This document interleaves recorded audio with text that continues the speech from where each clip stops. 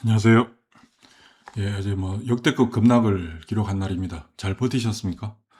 어, 일요일 저녁 방송에 잘 버티시라고 올려드렸는데 다들 잘 버티셨는지 모르겠습니다. 잘 못 버티신 것 같아요. 어제 반대매매가 1600억 나왔고요. 어제 급락으로 인해서 오늘 아침 반대매매도 상당히 많이 나올 것 같습니다. 반대매매를 한번 볼까요? 어제 아침 기준으로 반대매매가 1660억, 올해 들어서 가장 높은 수준을 기록했고요. 지난 5월 중순, 5월 둘째 주죠. 둘째 주에 기록했던 1,400억대를 넘었었습니다. 오늘 아침에 아마 반대매매는 3,000억 이상 출회될 수 있는 상황이라고 보여집니다. 그런데 오늘 아침 반대매매가 나가고 나면 반대매매 정리되고 그냥 급등해버리겠죠. 과거에 우리 시장에 급락한 날들, 예전에도 한번 급락했을 당시에 방송을 해드린 적이 있는데 다시 한번 짚어드리도록 하겠습니다. 급락 이후에 시장이 어떻게 변했는가. 예, 어제 우리 시장 코스피 지수가 8.2% 급락했고요. 코스닥 지수가 9.08% 급락했습니다. 개장하면서 코스피 지수는 1분 만에 서킷 브레이크가 발동됐고요. 코스닥 지수는 오후에 장 마감을 앞두고 서킷 브레이크가 발동됐습니다. 사실 삼성전자 하이닉스가 개장하면서 급락하면서 삼성전기도 마찬가지고 개장하면서 바로 서킷 브레이크가 들어갔는데 그 이후에 상대적으로 코스닥 시장은 그나마 조금 버텼습니다만은 시간이 지날수록 시장 내 투자 심리도 굉장히 불안정해지고 공포감이 극대화되고 그러면서 오후에 코스닥 지수도 스킵 브레이크가 들어가면서 장막판에 급락하는 현상들이 나타났습니다. 2005년 이후에 코스피 코스닥 지수가 5% 이상 급락한 날이 몇 번이었던가 이렇게 정리를 해봤더니 어제 코스피 지수가 8.29% 급락했는데 2005년 이후에 6번째 해당되는 굉장히 큰 급락이죠. 올해 들어서만 벌써 이제 두 번째 나타나고 있습니다. 올해 3월 4일 날 그때 비정상적이라고 말씀드렸던 날 12% 급락한 게 가장 높았고요. 그리고 어제 기록했습니다. 코스피 지수는 이렇고요. 코스닥 지수는 역대 8번째 해당됩니다. 2005년 이후에. 역시 첫 번째 가장 높은 하락률을 기록했던 건 지난 3월 4일 였고 어제는 9.8% 오후 들어서 막판으로 밀렸습니다. 코스닥 지수의 급락이 코스피 지수에 비해서 약 2배 정도 많은 모습을 확인할 수 있고 그만큼 개인들의 비중이 높고 변동성이 크고 투자 심리에 직접적으로 크게 반응한다. 왜냐하면 수급적인 측면에서 패시브 자금들이 코스피 시장에 집중되기 때문에 그런 현상들이 나타날 수밖에 없습니다. 자, 그럼 중요한 것은 급락했는데 급락한 이후에 시장을 어떻게 되든가를 살펴봐야 되는데 대체적으로 급락을 한 후에 그 다음날 그리고 그 다다음날 그리고 일주일 후 그리고 2주일 후 그리고 한 달 후 대체적으로 어떤 현상들을 보였는가를 한번 체크해 보도록 하겠습니다. 어제 하락을 주도했던 종목은 반도체가 가장 컸고요. 그 다음 바이오 종목들이 오후 들어서 급락하면서 알테오젠부터 시작해서 그냥 무차별적으로 급락했죠. 상대적으로 올해 들어서 움직이지도 못했었는데 하락폭이 가장 컸습니다. 그리고 정권주, 2차전지, 로봇, 디스플레이 대체적으로 IT 하드웨어 종목들이 하락을 주도했습니다. 자, 코스피 기준으로 8% 이상 어제보다 추가적으로 더 급락했던 그러니까 하락률이 가장 컸던 날들을 기준으로 그 이후에 시장이 어떻게 바뀌었는가를 봤더니 대체적으로 하루 지나고 나서 혹은 이틀, 일주일, 2주, 한 달 지났더니 다들 상승했다. 코스피 지수, 코스닥 지수도 마찬가지죠. 1일 후에, 오늘 해당되는 날이죠. 어제 급락했으니까. 그리고 내일, 그리고 일주일 후, 그리고 2주일 후, 한 달 후. 대체적으로 굉장히 강한 반등을 보여줬다. 근데 성률로 놓고 보더라도 거의 한 80%? 70%에서 80% 정도는 회복하더라. 그걸 알 수가 있습니다. 자, 하락할 당시에 급락했던 종목들, 그리고 하락할 때 당시에 급락했던 종목들과 반등이 나타날 때, 그 이후에 반등이 전개되는 과정에서 반등을 주도한 종목들은 어떤 현상을 보였는가를 정리를 해봤는데요. 대체적으로 자료를 깊이 있게 볼 필요는 없습니다만 대체적으로 하락 당시 하락을 주도했던 종목들 중심의 반등이 강하게 형성됐다. 그리고 그 과정 속에서 시장이 조금 재편되는 양상들도 펼쳐졌더라. 자, 이거는 조금 전에 봤던 회복 과정이에요.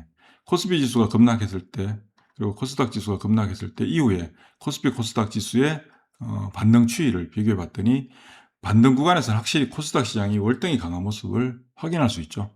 특히 지금 바이오란다. 코스닥 시장은 계속 말씀드렸습니다만은 매물이 없습니다. 지금 현재 거의 매물이 없는 상태라는 것을 우리가 수급적인 측면을 놓고 봐도 알 수가 있는데요. 신용융자로 한번 볼까요? 신용융자 금액을 보면 현재 총 신용융자 잔고가 37조 8천억입니다. 37조 8천억인데 여전히 코스피 시장은 28조 2천억, 코스닥 시장은 9조 5천억. 코스닥 시장은 급감하고 있는 모습들을 보여주고 있습니다. 이게 이제 반대매매로 확인할 수가 있는 부분이기도 하죠. 반대매매. 근데 더더욱이 근자의 거래대금을 보면, 시장 점유율 거래대금을 보면 코스닥 시장의 거래대금 비율이 굉장히 낮습니다. 최근 한 5년 동안 볼까요? 최근 5년 동안 놓고 볼 때 코스닥 시장의 거래대금이 현저하게 줄어든 상태다. 그러니까 매물이 없다는 얘기입니다. 매물이 없다는 얘기를 단편적으로 보여주고 있고, 그런 부분들이 시장이 전체적으로 반등할 때 코스닥 시장의 회복력이 월등히 빠르게 나타나더라라는 것을 확인할 수 있습니다. 전체적으로 시장 상황을, 데이터를 좀 깊이 있게 구간별, 그러니까 예를 들면 급락이 심화됐던 한번 볼까요?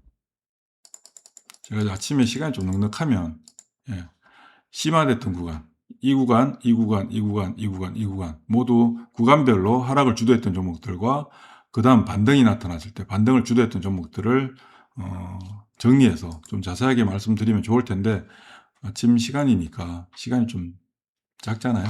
그러니까 간단하게 말씀드리면 급락한 후에는 급반등이 나타날 수밖에 없다. 급반등이 나타나고 나서 첫 번째 반등이 나타날 때는 하락을 주도했던 종목들. 어제 하락 굉장히 크게 나타났던 종목들 볼까요?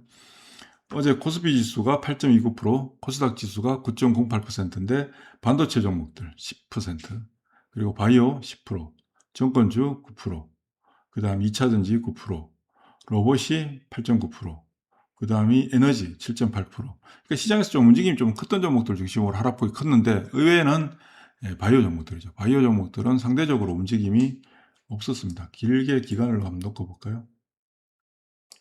한 1년, 6개월만 보더라도 코스피 코스닥 지수에 비해서 바이오 종목들은 움직임이 상대적으로 저하된 상태. 그러니까 이건 무슨 얘기냐면 두 가지를 얘기할 수 있는데요. 첫 번째는 바이오 종목들이 작년에 많이 올랐잖아요. 작년에 많이 오르고 올해 시장이 지수가 막 올라가는 구간에서 철저하게 소외되다 보니까 담보 비율이 많이 부족해서 반대매매에서 매물들이 많이 나왔다. 첫 번째가 될 거고요. 두 번째는 포기하는 매물들. 반대매매에서 강제적인 반대매매에서 매물들 떠나서 언젠가는 올라가겠지 하면서 기다리다가 더 이상 기다리지 못하고 포기하게 되는. 왜? 무서우니까요. 그런 현상들이 어제 바이오의 급락을 가져온 가장 큰 이유가 될 것입니다. 많이 올라서 빠지는 거라면 많이 올랐기 때문에 빠질 수 있다라고 생각하지만 바이오 종목들은 올해 그렇지 못했잖아요. 그런 부분들은 지쳐서 포기해서. 그러니까 제가 한 달쯤인가요? 방송 그때도 급락할 때 말씀을 드렸는데 바이오 사지 마시라고. 그때 막 바이오 개인들이 다른 거 막 팔고 바이오를 계속 사는 모습들을 보였거든요. 그때 바이오 사시면 안 된다고 말씀을 드린 적이 있는데, 그때 또 사신 분들이 어제 많이 터졌을 겁니다. 그러니까 안 올라서 샀는데 더 빠져버리는 이런 기현상이 나타났죠. 아무튼 근데 오늘은 굉장히 강한 반등을 보여줄 것이고, 반등 시에 매물들도 그렇게 시세를 압박하는 매물들이 없기 때문에 저항감도 크지는 않을 겁니다. 다만 이 반등이 나타날 때 아침에 강하게 붙었다가 이게 오후로 계속 이어질 수 있느냐, 아니면 시간이 지나면서 다시 반납하게 되느냐. 반납하게 될 가능성이 상당히 큽니다. 아침에 붙었다가 시간이 지나면서 반납하겠죠. 반납하는 상황에서 우리는 뭘 봐야 되느냐.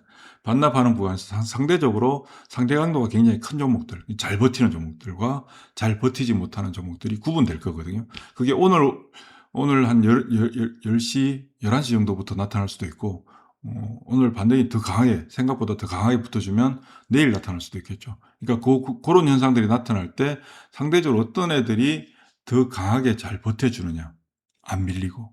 그러면 어떻게 됩니까? 그때 이제 적극적인 교체 매매가 필요합니다. 지금 현재 손해를 봤는데 어떻게? 손해보면 관계없습니다. 어차피 다 빠졌기 때문에. 지금 다 빠졌잖아요.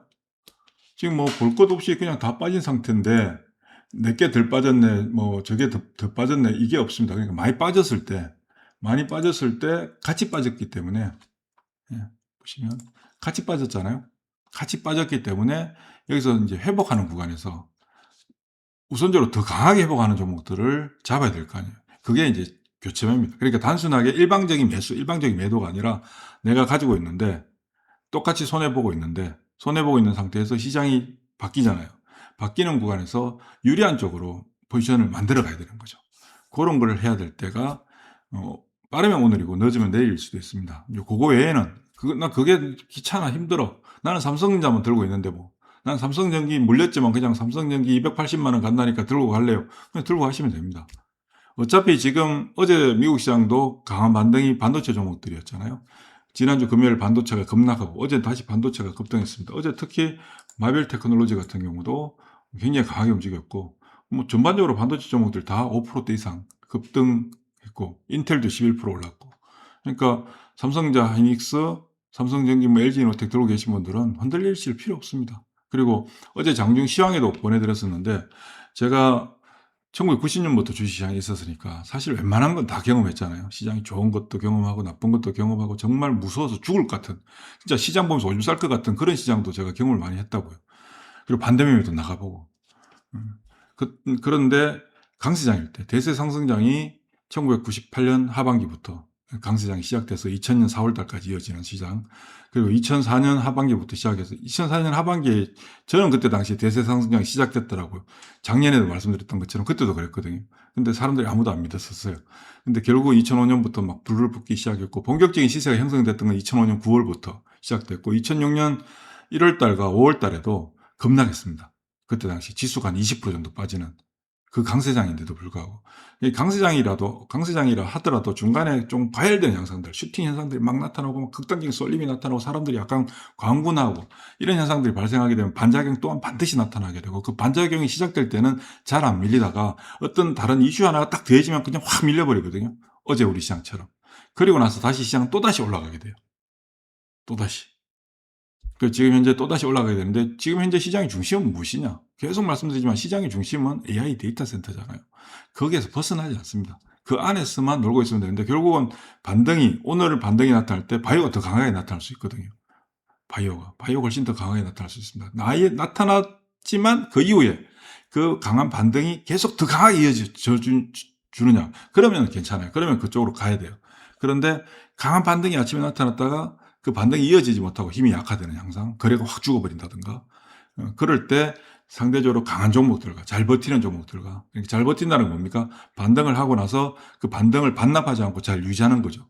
그리고 못 버티는 거는 반등하고 나서 반등 부분을 다시 반납하게 되는 이런 양상들이 나타나게 될 텐데 그 상황을 잘 체크하고 그때 내가 가진 종목들이 이쪽 저쪽 다 포진되어 있다면 좋은 쪽으로 몰아주는, 교체하는 그런 매매를 해야 되는 게 오늘 내일 정도 될 겁니다. 그러니까 너무 겁내지 마십시오. 그리고 이번에 5월 달부터 진행됐던 극단적인 쏠림 현상으로 인해서 발생했던 수급 불균형에 의한 극단적인 하락이 오히려 시장을 다시 재편시켜주는 계기가 될 수 있습니다. 결국은 시간 또 지나보면 어떻습니까? 지난 3월 3일, 3월 4일도 그랬잖아요. 3월 4일 지나서 3월 5일 아침에도 방송해드릴 때도 그랬고 3월 4일 날 장중 시황에도 계속 시황을 보내드렸는데 시간이 지나면 지금 이게 너무 좋았던 시기였다라고 또 확인하게 된다고. 근데 또 지금부터 시간이 지나면 오늘도 마찬가지고요. 그저께도 마찬가지고 이 구간이 진짜 좋았구나라고 또 생각하게 됩니다. 아, 그때 왜 팔았지? 그때 샀어야 되는데, 그때 샀어야 되는 데가 중요한 게 아니라, 그때 왜 팔았지라는 생각을, 후회를 또 하게 되거든요. 그럼 시장이 너무 불안한데 어떻게 해야 되나요? 무섭잖아요. 그럴 때는 무서울 때는 뭘 보라고 말씀드리던가 예전부터? 돈을 보시라고. 지금 시장에서 무서우면 돈을 봐라. 고객의 딱금이 어제 조금 빠졌지만 134조입니다. 134조. 주식형 수익증권 370조. 돈들이 미쳐나게 넘쳐나고 있어요. MMF 잔고는 조금 줄어들고 있는데 MMF 잔고가 줄어들면 그건 주식시장으로 돈이 들어오는 거거든요. MMF 잔고는 좀 정체되어 있죠. 거기에 따끔 늘어나는데 무서우면 뭘 해라? 무서우면 돈을 믿어라. 돈은 거짓말 하지 않습니다. 그리고 기업들 실적도 좋잖아요. 실적과 돈이 같이 맞물리는 그게 우리나라에서 나타나는 우리나라 주식시장에서 나타나는 대표적인 강세장의 형태인데 그 패턴인데 지금 그게 훼손되지 않았다. 그리고 어제 시장이 좀 무서웠던 게 원달러 환율이 금요일 여기 시장에서 1558원까지 올라갔었는데 어제 시장이 급락하는 구간에서도 환율이 좀 괜찮았어요. 그리고 어제 여기 시장에서 원달러 환율이 1520원대로 떨어졌거든요. NDF에서 1526원으로 마감됐습니다. 1526으로 마감됐고 한 가지만 더 보자면 어제 외국인들이 시장이 그렇게 나쁜데도 불구하고 매도가 뚝 끊기더라. 환율의 영향을 받고 있는 거고 최근에 단기적으로 가격이 급락하니까 어떻습니까? 이제 사러 들어야지 또. 예, 그러니까 쉽게 팔지 마십시오. 안 팔면 됩니다. 수고하십시오.